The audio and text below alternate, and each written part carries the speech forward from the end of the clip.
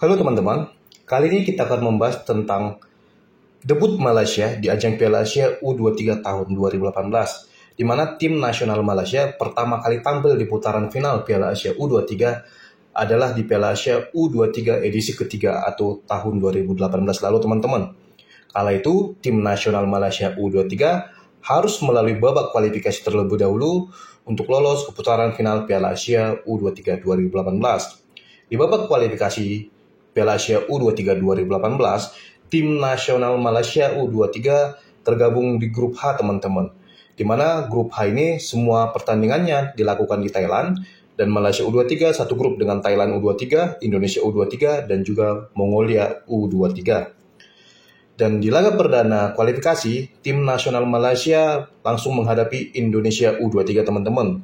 Dan ternyata kala itu timnas kita kalah telak dari Malaysia U23 dengan skor 0-3. Dan di laga kedua kualifikasi, timnas Malaysia U23 berhadapan dengan tuan rumah Thailand U23. Dan di laga kedua ini, giliran Malaysia U23 yang kalah telak dengan skor 3-0.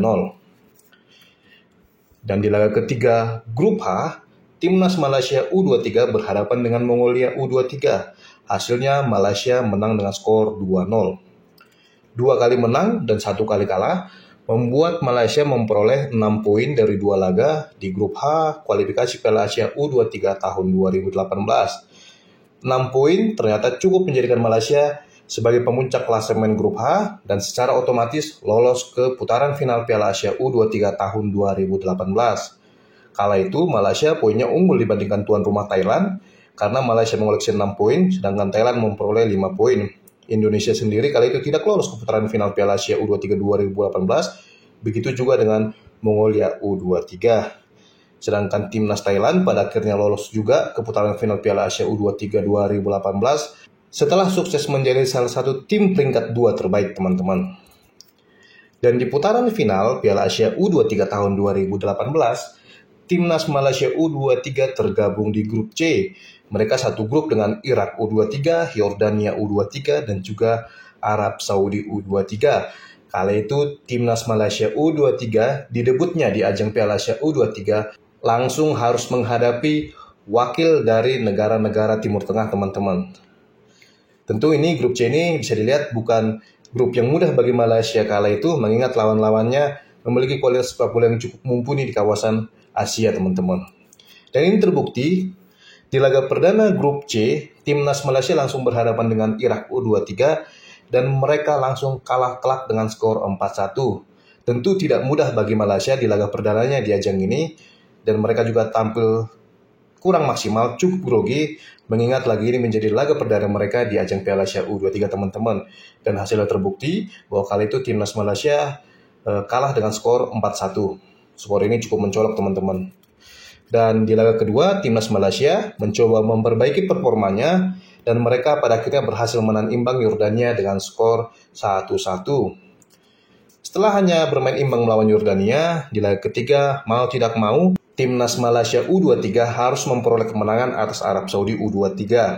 Dan hasilnya mereka beruntung karena mereka menang dengan skor 0-1 dari Arab Saudi. 1 kali menang, 1 kali imbang, dan 1 kali kalah membuat Malaysia mengoleksi 4 poin di klasemen akhir grup C Piala Asia U23 2018. Dan ternyata 4 poin ini menempatkan Malaysia di peringkat 2 klasemen akhir grup C, yang artinya mereka lolos ke babak 8 besar. Kala itu yang lolos dari grup C adalah Irak U23 yang sukses mengoleksi 7 poin, dan juga Malaysia U23 tadi yang memperoleh 4 poin. Sedangkan Yordania dan juga Arab Saudi U23 yang sama-sama cuma mengoleksi 2 poin gagal lolos ke babak 8 besar. Dan di babak 8 besar, timnas Malaysia berhadapan dengan Korea Selatan U23. Dan di laga ini mereka kalah tipis dengan skor 2-1. Kalah dari Korea Selatan U23 membuat langkah timnas Malaysia U23 terhenti di babak 8 besar. Tentu ini merupakan pencapaian yang baik bagi Malaysia, mengingat Piala Asia U23 edisi 2018 kali itu adalah Piala Asia U23 pertama mereka. Sedangkan pelatih kepala yang menangani timnas Malaysia U23 kali itu adalah Ong Kim Sue. Kita ketahui bersama bahwa pelatih berusia 53 tahun ini merupakan pelatih lokal Malaysia yang memiliki kualitas cukup mumpuni dalam kawasan sepak bola Asia Tenggara dan saat ini tercatat sebagai pelatih kepala Sabah FA di Liga Super Malaysia. Pencapaian Malaysia lolos ke babak 8 besar Piala Asia U23 pada debutnya menjadi debut terbaik wakil Asia Tenggara di ajang ini teman-teman, di mana dua wakil Asia Tenggara lainnya yaitu Thailand dan juga Vietnam yang pernah debut di ajang ini pada tahun 2016, keduanya terhenti di fase grup. Dan hanya Malaysia yang baru debut langsung lolos ke babak 8 besar teman-teman. Sedangkan Myanmar yang pernah debut di ajang Piala Asia U23 pada tahun 2013 juga langkahnya mentok di fase grup. Begitu juga dengan tadi, Thailand dan Vietnam pada 2016 yang melakukan debut di ajang ini, langkahnya mentok di fase grup. Dan baru Malaysia yang debut langsung lolos ke babak 8 besar karena mereka cukup tampil baik di ajang ini teman-teman. Dan tentu kekalahan mereka ketika melawan Irak U23 mengingatkan kita pada laga semalam, di mana ketika timnas kita yang menjadi satu-satunya tim debutan di ajang ini harus menelan kekalahan dari tuan rumah Qatar dengan skor 2-0. Tentu kalah dari Qatar bukan akhir segalanya bagi timnas Indonesia di ajang ini, mengingat timnas kita memiliki dua laga sisa yaitu menghadapi Australia dan juga Yordania. Kita bisa lihat teman-teman, Malaysia tadi di laga perdana di debutnya mereka kalah dengan sangat telak 4-1. Mungkin udah banyak pihak yang pesimis bahwa Malaysia bisa lolos ke babak 8 besar. Akan tetapi ternyata perjuangan mereka membuahkan hasil ketika mereka sukses menang Yordania dan menang atas Arab Saudi.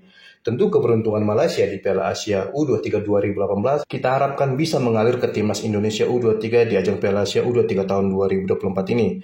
Jika Indonesia sukses mengalahkan Yordania maupun Australia di dua laga sisa, 6 poin dari dua laga, tentu peluang kita untuk lolos ke babak 8 besar semakin terbuka lebar. Terlebih di laga perdana, Australia dan juga Yordania bermain imbang 0-0 teman-teman.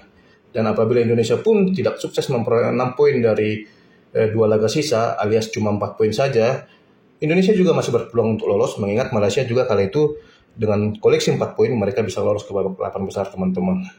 Akan tetapi cara paling aman memang kita harus memenangkan dua laga sisa supaya kita mengoleksi minimal 6 poin, dan 6 poin adalah poin yang paling aman untuk lolos ke babak selanjutnya teman-teman. Walaupun 4 poin juga bisa lolos, hanya saja peluangnya semakin kecil teman-teman.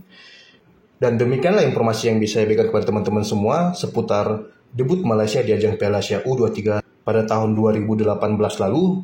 Kita harus mengapresiasi bahwa kali itu Malaysia tampil cukup baik, bahkan bisa lolos hingga babak 8 besar teman-teman. Jadi apa yang dialami Malaysia tahun 2018 lalu bisa jadi pelajaran bagi timnas kita saat ini, karena waktu itu Malaysia kalah telak di laga awal, akan tetapi mereka bangkit di laga kedua dan juga laga ketiga, dan semoga saja timnas kita juga mengikuti jejak Malaysia yang pernah tampil apik di debutnya di ajang ini teman-teman. Dan sebagai informasi tambahan teman-teman, target utama dari timnas kita di ajang Piala Asia U23 tahun 2024 ini adalah minimal lolos dari fase grup. Sedangkan Sintayong sendiri menargetkan dirinya bisa membawa timnas Indonesia U23 lolos minimal hingga babak semifinal. Kekalahan di awal bukan akhir dari segalanya, mengingat kita juga kalah dari Qatar dengan tanda kutip wasit yang kurang netral pada laga tersebut teman-teman. Akan tetapi terlepas dari kontroversi wasit, semoga saja di dua laga sisa kita fokus pada permainan kita dan bisa memenangkan dua laga sisa. Oke teman-teman, demikian informasi yang bisa saya berikan di video saya kali ini. Jika teman-teman menyukainya, silahkan like, subscribe, komen, share, sobat dan bijaksana. Dan sampai ketemu lagi di video saya selanjutnya teman-teman. Terima kasih teman-teman.